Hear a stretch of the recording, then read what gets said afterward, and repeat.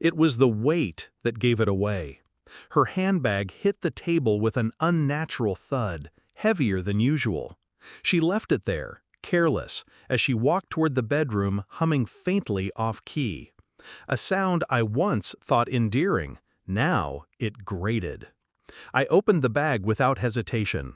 My hands moved like they belonged to someone else, detached, precise. No rush, no panic. I knew I'd find something, though I didn't know what. And then I saw it. A small bottle, sleek, black, a brand I'd never touched, men's lubricant. My fingers tightened around it, and yet my face remained still, carved from stone. There was no logical reason for her to carry it, not to the office, not to the grocery store, not anywhere, not unless... I heard her in the bathroom, water running. I slipped the cap off, inhaled the faint chemical slickness. Then, with deliberate calm, I retrieved a tube of industrial-grade superglue from the drawer, a tool from my workshop. I replaced the contents, sealing the cap tight. Then I placed the bottle back in her bag as carefully as a surgeon replaces an organ.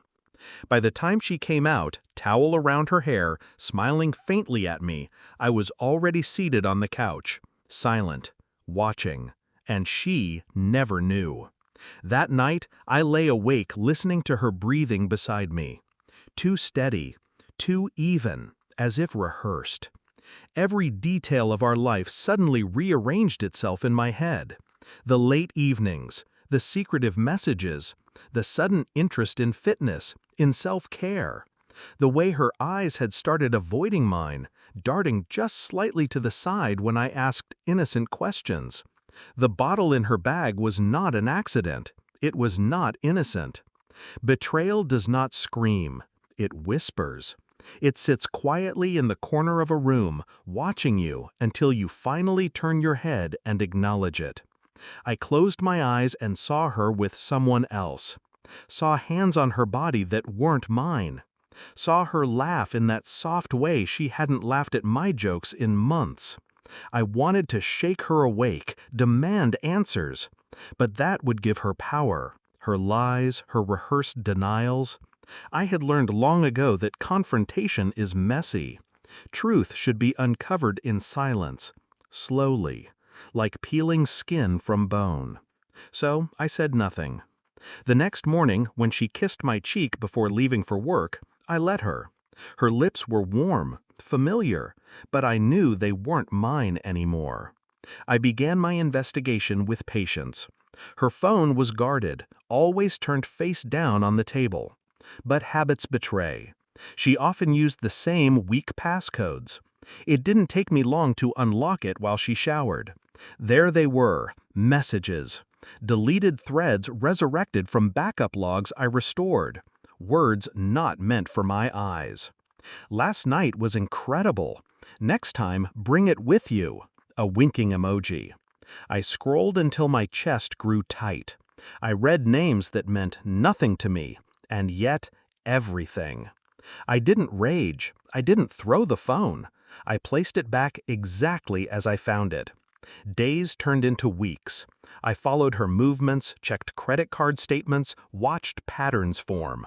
She wasn't careful, not really. Infidelity makes people sloppy. They think they are clever when they are merely predictable. Each piece slid into place. A dinner canceled with me was a dinner with him. A late office meeting was a hotel check-in. And through it all, I smiled. Ate dinner with her, listened to her talk about her day, made love to her when she offered, though my hands felt like ice against her skin. I had no interest in rage, only truth. And truth was almost ready.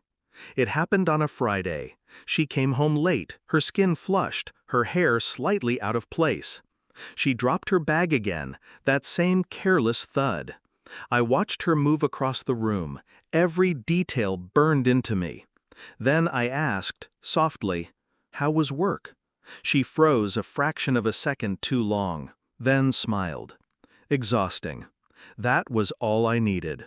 I stood, walked to the table, and opened her bag. My fingers closed around the small bottle. I turned it in my hand, letting the light glint off it. Her smile faltered. "Why are you—" "Did he enjoy it?" I asked. My voice was calm. Too calm. Her breath caught, her eyes widened. That was the moment, the precise second her carefully built facade cracked. She reached out, stammering, "It's not what you think." But it was exactly what I thought, and she knew that I knew. I handed her the bottle.